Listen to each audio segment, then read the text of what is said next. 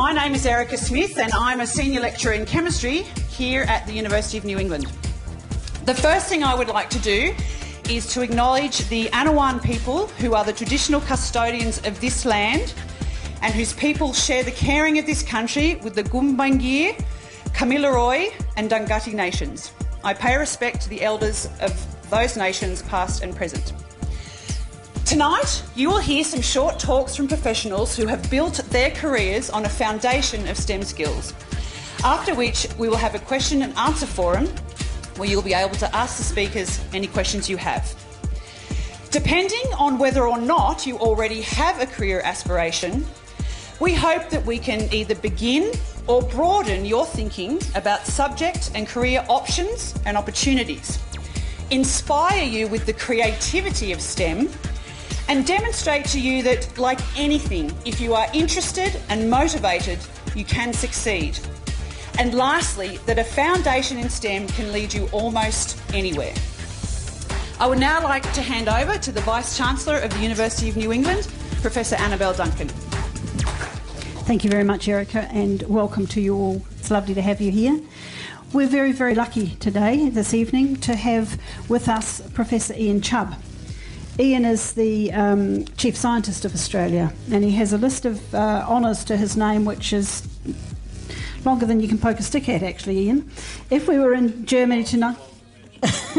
I won't mention them at all, other than to say if we were in Germany, I would be introducing him as Professor Dr. Chubb, because he actually has 5 honorary doctorates as well as his actual doctorate.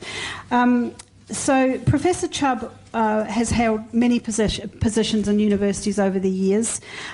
He was, up until the end of 2010, the Vice-Chancellor of the Australian National University. He then retired from that role. He did tell me that he was retiring when I saw him not long before that, but he tells me, 3 weeks before he took on the Chief Scientist role. We're very lucky to have him as Chief Scientist for Australia because he has been absolutely tireless in his advocacy in what is a very difficult role, advocating for the importance of science, technology, engineering and mathematics to the entire economy, but also advocating for why it's so important for STEM education, why we need so much more emphasis being placed on that, because the country needs those skills very, very badly. Ian has received numerous honours, as I say, for the work that he's done, and I think I'm here to introduce you, aren't I? You are going to talk now? Yes, good. So now I'm going to hand over to Professor Chubb to say a few words. Thanks, Vice-Chancellor. Ladies and gentlemen, it's a pleasure to be here. I like evenings like this because you are talking about something which exactly matches my prejudice. And my prejudice is that science is important for the future, not just of this country, but the world. And if we as Australians are going to actually be in a position where we can contribute to the benefit of this country, but also be good global citizens, then we're going to need a lot more science, technology, engineering and mathematics than we have at the moment, and a higher level of understanding of those discipline areas in our community generally. So on occasions like this I make a very blunt statement. The world's changing. We know it's changing. We can look around us and we can see it changing. And what does that mean for us? It means we've got one or two options. We muddle along with the change and try to adapt to it, which we may or may not be able to do, but that's one option for us. And the other option is that we get in there and we try to influence the change and the directions that the world is changing. So we know that the future is unpredictable.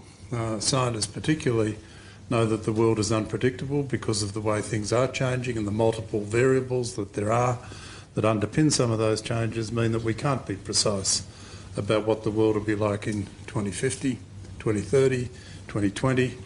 But we do know that it'll be different.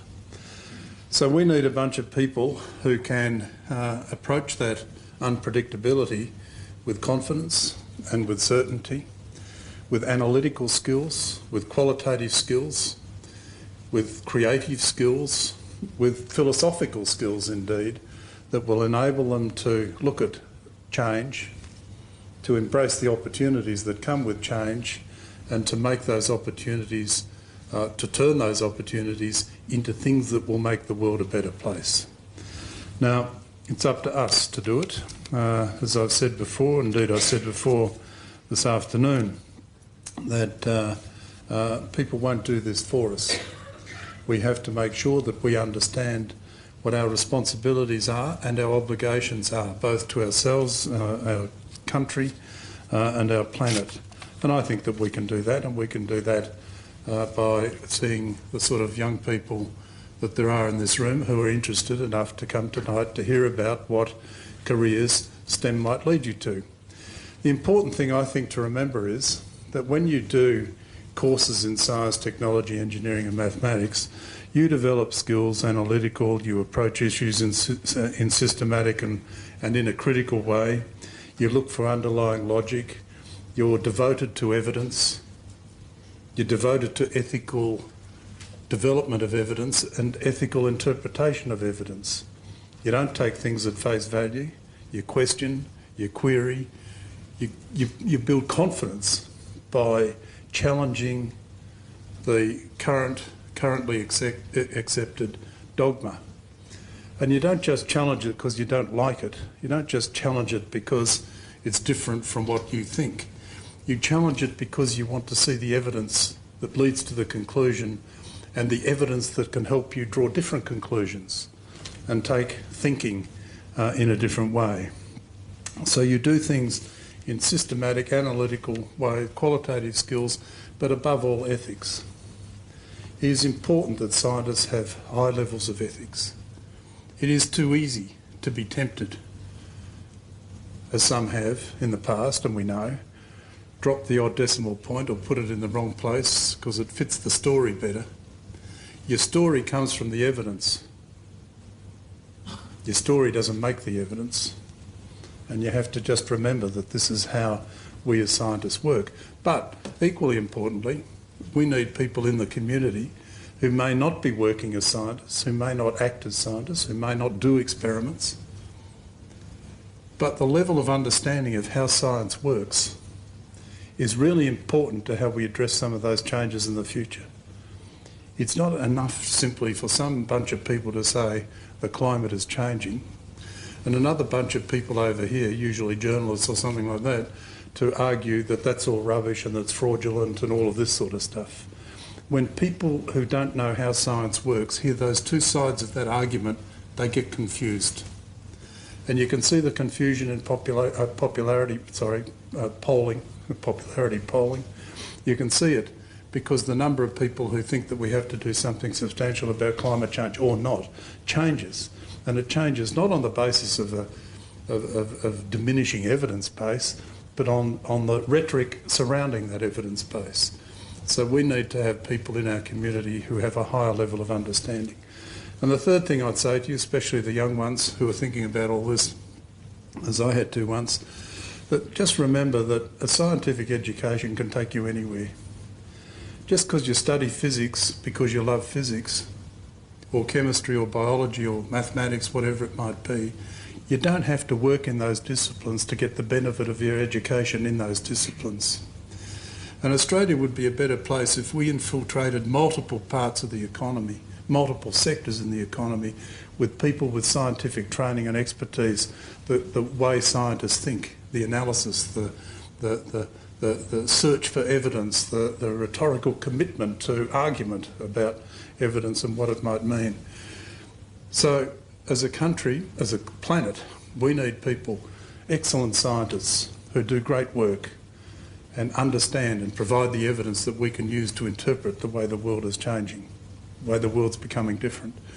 We need those great scientists. We need a community with a threshold of understanding that's substantially higher than it is now. People who study science at school, maybe study science at university, but don't go on to be active scientists. And we need very significantly people with that scientific knowledge and understanding and the methods that come from the process of education in science into multiple sectors of the community. So that when the banks are thinking about how to do things, whatever they do to you, that somewhere in there will be the same respect for evidence, there will be the same analysis, the qualitative skills and so on, that are not things that we can easily dismiss as the world gets more complicated, as the world gets more, needs more understanding. So for those of you who are thinking about it, I wish you well. Choose wisely. Above all, have fun. Science is great fun. Whatever the 5 colleagues here will tell you, I'm sure they'll tell you it's fun too, because it is. It's awesome.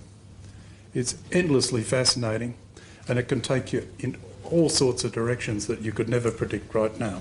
So I wish you all well, and I know that we'll be in good hands when you decide to study STEM. Thank you. Thank you very much, Professor Chubb, for those words.